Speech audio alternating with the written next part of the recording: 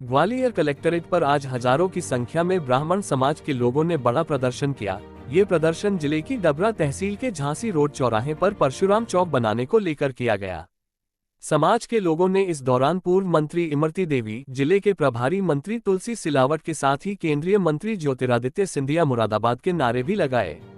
वहीं कलेक्ट्रेट से अपने बंगले की ओर जा रहे सिंधिया समर्थक ऊर्जा मंत्री प्रद्युम्न सिंह तोमर के काफिले को भी रोकना पड़ा और प्रदर्शन को देखते हुए पीछे के रास्ते से उन्हें निकलना पड़ा। समाज के नेताओं ने कलेक्टर के नाम ज्ञापन सौंपकर आगामी 7 दिन में परशुराम चौक निर्माण कार्य को फिर से शुरू न होने पर सड़क पर उतरकर उग्र प्रदर्शन की चेतावनी दी है।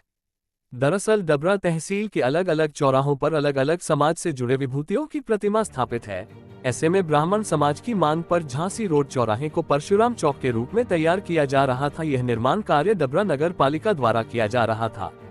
इसका भूमि पूजन के बाद तेजी से निर्माण कार्य भी चल रहा था, लेकिन अचानक नगर पालिका द्वारा इसका काम रोक दिया गया। हवाला दिया जा रहा है कि चौराहे के निर्माण पर NHAI द्वारा आपत्ति दर्ज कराई गई है, जबकि समाज के लोगों का कहना है कि NHAI का रास्ता अब बाईपास से होकर गुजरता है। ऐसे में यह निर्माण कार्य राजनीति का शिकार बनाया गया है।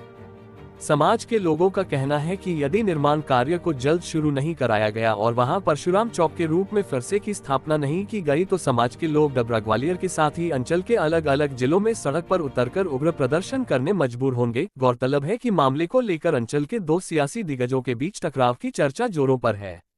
यही वजह है कि प्रदर्शन के दौरान एक पक्ष के दिग्गज नेताओं के खिलाफ जमकर नारेबाजी भी देखने मिली।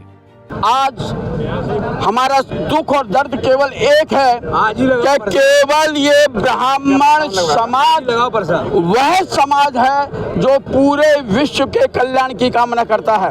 इस समाज ने आज तक कभी किसी का विरोध नहीं किया। ब्राह्मण समाज हमेशा हर एक के कल्याण के लिए आगे बढ़ के आता है, लेकिन पता नहीं ऐसे कौन से वे दुष्ट लोग हैं, पता नहीं ऐसे कौन से लोग हैं, कौन से राजनीतिक लोग हैं, कौन से प्रशासन के लोग हैं, कौन लोग कहाँ बैठे हुए हैं, जिन लोगों ने होते हुए काम को रुकवाने का प्रयास किया। वो भूल जाएं, ब्राह्मण समाज का कार्य जब प्रारंभ होता है तो वो बंद नहीं होता। अभी हमारी सहजता, सरलता और हमारे वक्तव्य का वह नाजायज फायदा ना उठाएं, हमारे धैर्य की परीक्षा न लें। ब्राह्मण समाज जब अपना धैर्य त्याग देगा तो आकाल पाताल एक कर देगा। हम किसी से डरने वाले नहीं हैं, किसी के आगे झुकने वाले नहीं हैं। ब्राह्मण ब्राह्मण है और ब्राह्मण रहेगा और अपनी बात को मनवा कर रहेगा। डबरा में परशुराम चौक बन रहा है, फरसा लग रहा है, तो उसमें रोक क्यों लगाई गई? प्रशासन जवाब दे भाई, क्या कारण है, ऐसा क्या कारण है जो रोका गया है? भाई नगर पालिका की मंजूरी है, सब है। अगर कोई राजनीति कर रहा है तो ब्राह्मण समाज के साथ में क्यों राजनीति? ये ज्ञापन दिया 7 दिन में अगर हमारे इसका मांग का निराकरण नहीं होता है तो ब्राह्मण समाज उग्र आंदोलन करने में मजबूर होगा। पास भी हो गया था कि पास हो गया, सब कुछ हो गया, निर्माण कार्य आधा हो गया, आधा बिना लिखित में दिए आधा निर्माण कार्य रुकवाया है।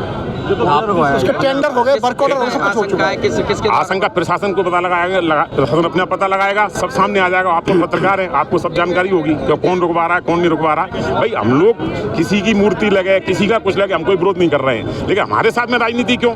भाई हमारा एक परशुराम चौराहा बन रहा है, फरसा लग रहा है डबरा में। अगर या तो शुरू में भूमि पूजन नहीं होता या क्या बोलते हैं काम शुरू नहीं होता, हमें शांति, जब शासकीय स्तर पे अनुमति के तहत काम शुरू हो गया उसके बाद में आप काम रोक रहे हो, ये क्या राजनीति है? ब्राह्मण समाज कोई खिलौना तो नहीं जो आपके खेल लोगे आप? किसी अधिकारी से भी बातचीत हुई, क्या कुछ बताया? 7 दिन का हमने अल्टीमेटम दिया कलेक्टर महोदय को। अगर 7 दिन में हमारा काम नहीं होता है शुरू तो हम उग्र आंदोलन करने पे, इसमें चाहे पूरे ब्राह्मण समाज को सड़कों पे आना पड़े, चाहे महिला बच्चे पुरुष सारे इकट्ठे होकर सड़कों पर लेटना पड़े, उग्र आंदोलन। फिर अपने आप कौन नेता है पीछे सब सामने आ जाएगा।